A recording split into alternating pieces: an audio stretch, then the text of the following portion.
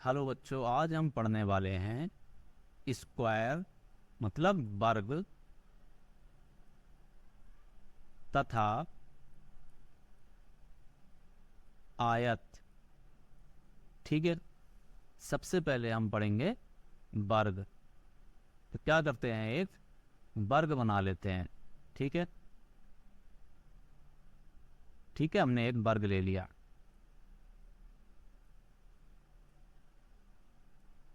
एक वर्ग ले लिया। वर्ग क्या होता है? वर्ग का मतलब है जिसके चारों भुजाएं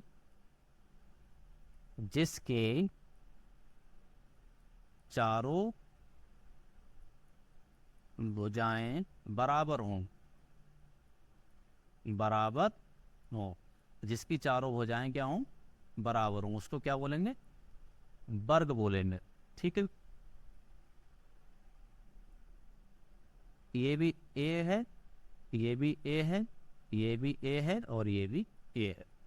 चारों भुजाएं बराबर होना चाहिए और भुजाओं के बीच का जो एंगल है वो कितना होना चाहिए?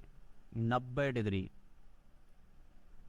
ठीक है, एंगल भी 90 डिग्री। अगर ये एंगल 90 डिग्री नहीं होगा तो ये आयत नहीं कहलाएगी। ठीक है, एंगल भी 90 डिग्री होना चाहिए, वर्ग नहीं कहलाएगा। अगर इसका एंगल कम बड़ हो जाएगा और ये भुजाएं सारी बराबर होंगी तो ये रोम्बस बन जाएगा, आयत वर्ग नहीं रहेगा। जब वर्ग का हमें क्या करना है, वर्ग का परिमाप निकालना है। परिमाप निकालना है। परिमाप निकालने के लिए हम करते क्या हैं, ये हमारा एक आयत है, यहां से हमने चलना शुरू किया, यहां से यहां चले, क्या किया, इस दूरी को जोड़ दिया, कितना है ए। फिर यहां से यहां चले, इस दूरी को जोड़ दिया, ये कितना है ए। फिर यहां से यहां चले और इस दूरी को जोड़ दिया, ये कितना है ए। इसके बाद फिर वापस लौटकर उसी पॉइंट पर आ गए, इस दूरी को भी जोड़ दिया, तो ये टोटल कितना हो गया? 4a। तो वर्ग का परिमाप कितना होता है? 4 गुणा भुजा। वर्ग का परिमाप क्या होता है? 4 गुणा भुजा।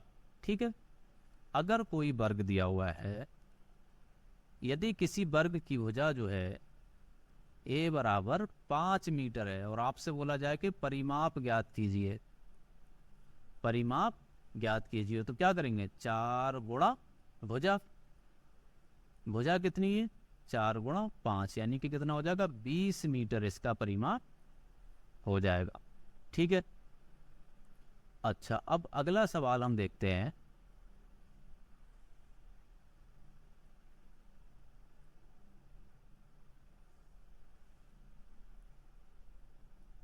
ठीक है,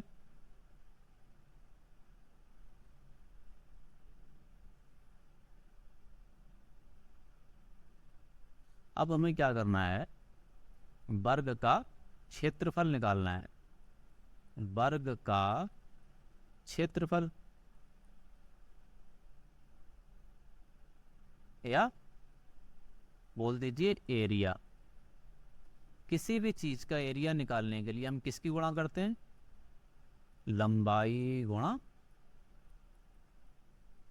लंबाई गुणा चौड़ाई। ठीक है, लंबाई कितनी है? ए। चौड़ाई भी कितनी है? ए। तो इसका क्षेत्रफल कितना हो जाएगा? ए स्क्वायर, मतलब भुजा का स्क्वायर। और हमने भुजा को कितना माना था? 5 का स्क्वायर, यानी कि 25 मीटर स्क्वायर इसका क्या हो जाएगा? क्षेत्रफल।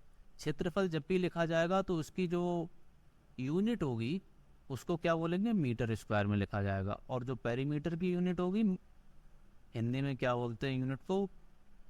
मात पता नहीं यूनिट को, जो यूनिट होगी मेजरमेंट की उसको क्या लिखेंगे? Metre square. ठीक है, अच्छा, ये तो हो गया हमारा वर्ग। अब हम एक आयत ले लेते हैं।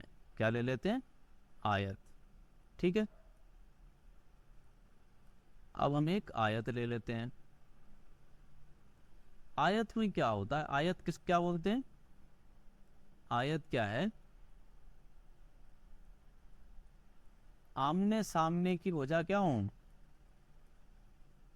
आमने सामने की जो भुजा है वो क्या होनी चाहिए, बराबर, आमने सामने की भुजा बराबर होने चाहिए।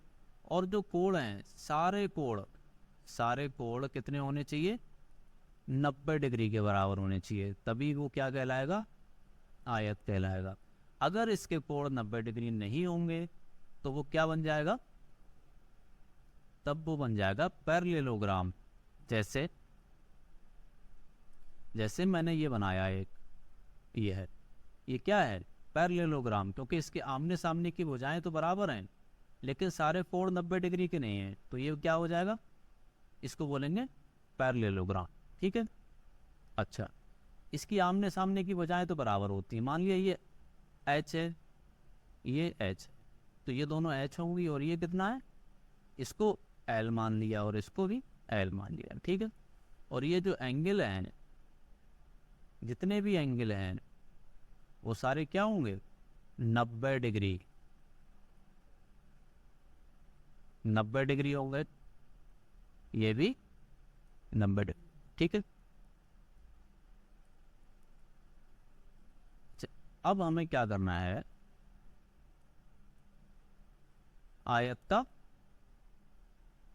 परिमाप निकालना है, आयत का परिमाप।